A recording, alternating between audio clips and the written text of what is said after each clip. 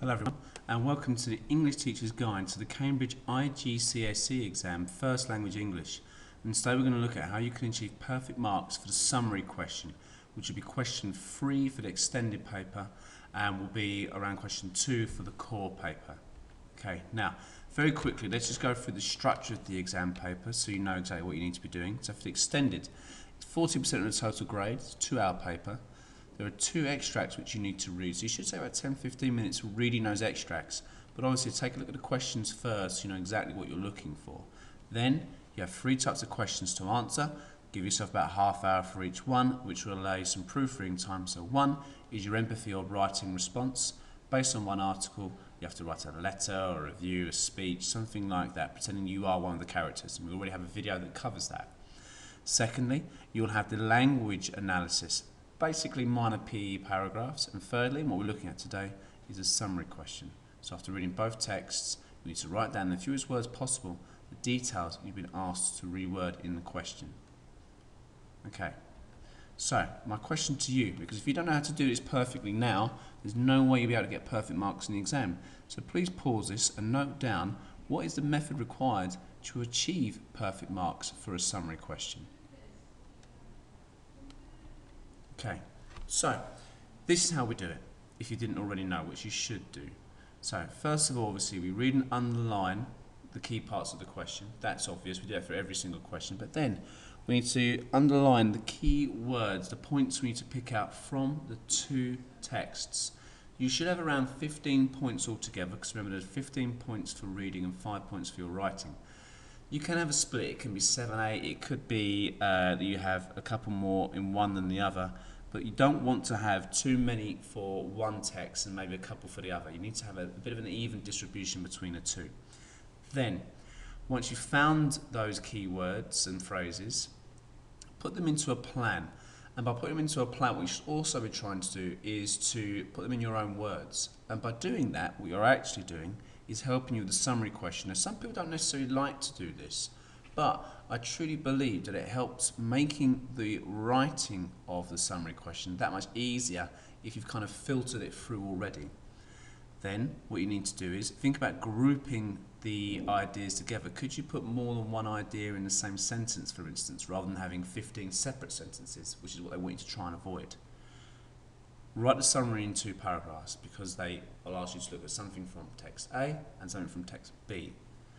Try and make them roughly of equal length, but again, that doesn't necessarily, you don't want too much of a difference. It can be different, but you don't want too much of a difference.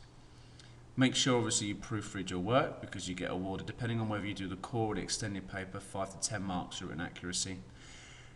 They're looking for you to use complex sentences where you can, so additionally, furthermore, that sort of thing. But these are really important things to remember in bold at the bottom. You need to make sure you note these down if you don't know this already. You must never include quotations or examples. You must never just repeat yourself. You should never use direct speech or figurative language. You are simply just giving the details. What you must also do is ensure that obviously you are putting this into your own words in the shortest way possible. Finally, you need to note that if your work is longer than the page and a half they specify, they will give you, and it says this in a mark scheme, 0 out of 5 for writing. If your answer just duplicates word for word what has been said in the extract, they will halve the mark that you have. So let's say they were going to award you 10 out of 15 for the reading aspect. Well, if you just repeated key quotes, they'll halve that. So you can see it's really important that you understand that so you don't make that mistake. But let's have a look at a question, shall we? Obviously, you need to make sure you note these things down so that you're aware exactly of what you need to do. But here's a question. As you can see, I've already underlined it. So summarise the problems that animals have in living in the Amazon rainforest and the ways in which they adapt themselves according to passage B. So notice I start with passage B here. So as part of my planning, I will begin with passage B. It just makes logical sense. And then secondly, in passage A, I need to summarise the description of the river. And you can see, use your own words as far as possible. It should be about a side in total, depending on the size of your handwriting. If you've got quite large handwriting, they allow for about a page and a half. So there's not that much difference, really. But I'm not going to read you the passages now, but what I'm going to do is show you the highlighted answers. And they'll always give you plenty of answers, so don't worry about that. You're more than welcome to pause this as I kind of scroll through, but you can see the animals and the way in which they deal with the Amazon I've put in red. So I'm looking for two things for the first bullet point. I'm looking for how they've adapted, but what are the problems they need to adapt to. And you can see, obviously, something to bear in mind here as well. Sometimes, so camouflage is a really difficult word to think of another word for.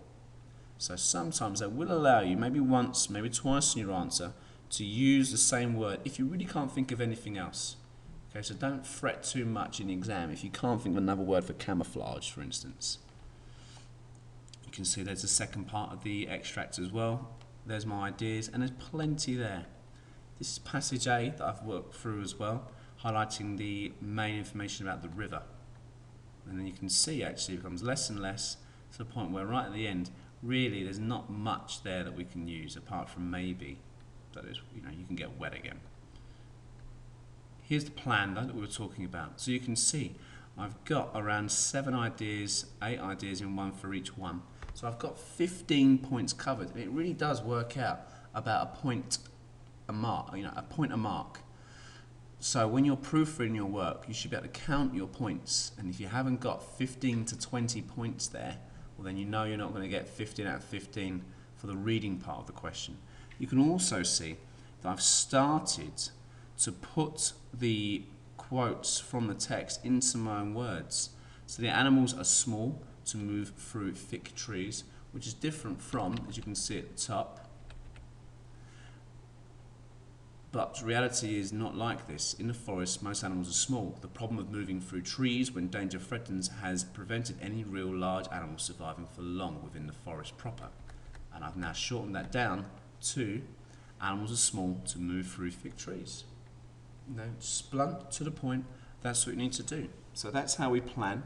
That is a nice, you can see, a good even coverage of the two. And all I now have to do is to put this into full sentences and I get perfect marks. So let's have a quick look at this answer, shall we? So you can see the 2 different paragraphs, one for passage A, one for passage B. So there are many problems animals face in the rainforest, such as being able to move through the thick foliage, but animals have become smaller to cope. So you can see there's a problem, there's a resolution. That's 1 mark. To avoid predators, they are cleverly marked and not be seen instead of camouflaged. However, this makes mating difficult. 2 marks. This is being solved due to their ability to call to one another at night. 3 marks. The environment is mainly water, so animals have developed mutations over time. So moving on to 4 marks. Beetles have large pincers that cling to trees. 5 marks. Birds are able to cling to branches for far longer. 6. Frogs don't have the luxury of ponds. They lay their eggs in flowers. 7.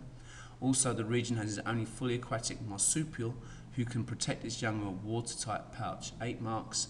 Finally, monkeys have developed a special tail which makes them better climbers than their relatives to avoid the water. 9 marks. O'Hanlon describes the river, so you can see I've just moved on to the next point, as having the ability to move menacingly towards them. 10 marks. The river was also rather sinuous, which means bendy. 11 marks, with many different paths to it instead of tributaries. 12 marks. O'Hanlon also impressed at the river's ability to move uphill. 13 marks. Whilst also containing many dangerous features such as rapids and rocks. 14 marks. Lastly, he describes the river's ability to soak the men regularly. 15 marks. So there's my 15 out of 15. I've written this correctly. I've used complex sentences. There's no mistakes. There's my 5 marks for writing. Perfect. Okay? So, thank you. There's a link here so you can look at the past papers. What I would like to remind you with the technique for summary writing, you're trying to get the information down, the basic information down, as simply and as quickly as possible using complex sentences. It's not hard. I would just recommend the summary question requires you to plan. If you plan in the way I've shown you, the summary question all of a sudden becomes really easy. And if you get stuck, you can't think of a different word you can use instead, once or twice you can obviously use the same word if it's difficult to find another. But good luck with your revision. Well done. Thank you.